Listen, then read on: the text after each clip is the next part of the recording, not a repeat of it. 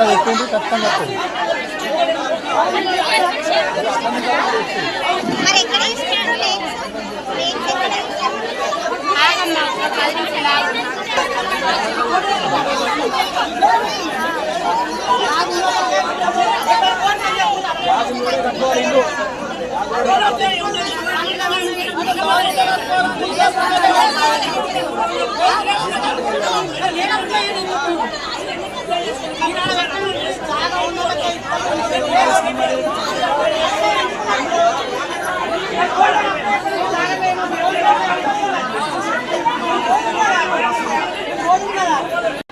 నాకు 2 వీలర్ లేదు, ఒకటి 2 వీలర్ ఒకటి లేదు, నాకు 2 వీలర్ లేదు, నాకు 4 వీలర్ లేదు, నా సొంత ఇల్లు లేదు సార్. నేను ఉండేది దరూర్ క్యాంప్లో పుట్టిన, దరూర్ క్యాంప్లో పెరిగినా. నేను కావాలని నాకు ఎందుకు రిజెక్ట్ చేస్తారు డబుల్ బెడ్రూమ్? దయచేసి మీరు చెప్పాలా.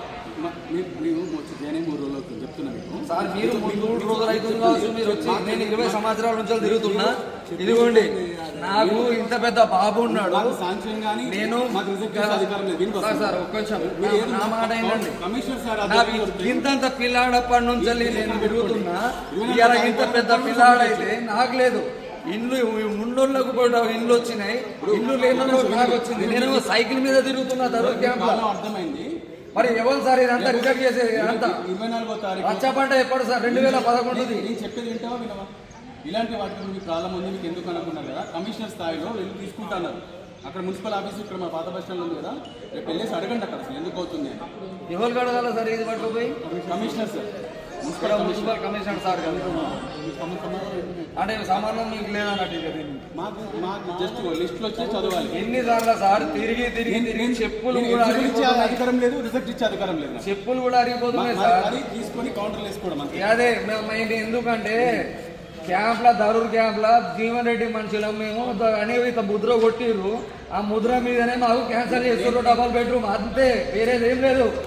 ఇప్పటి కూడా నేను మీడియా మిత్ర రావాలని నేను ఒకటే అడిగేది. నేను రేవంత్ రెడ్డి సార్కు రిక్వెస్ట్ చేస్తున్నా, జీవన్ రెడ్డి సార్కు రిక్వెస్ట్ చేస్తున్నా, అండ్ కలెక్టర్ సార్కు కూడా నేను రిక్వెస్ట్ చేస్తున్నా. దీని మీద దయచేసి మీరు ఎంక్వైరీ చేయాలా. ఎంక్వైరీ చేసి నాకు అరుణ్ని అని చెప్పి నాకు ఇల్లు ఇప్పి అని చెప్పి నేను మనవి చేస్తున్నా సార్. నేను తిరిగి అలసిపోయినా సార్. ఇంత పెద్ద కొడుకుంటా కూడా రచ్చబండప్పటి నుంచి నాకు ఇల్లు ఇయ్యలే.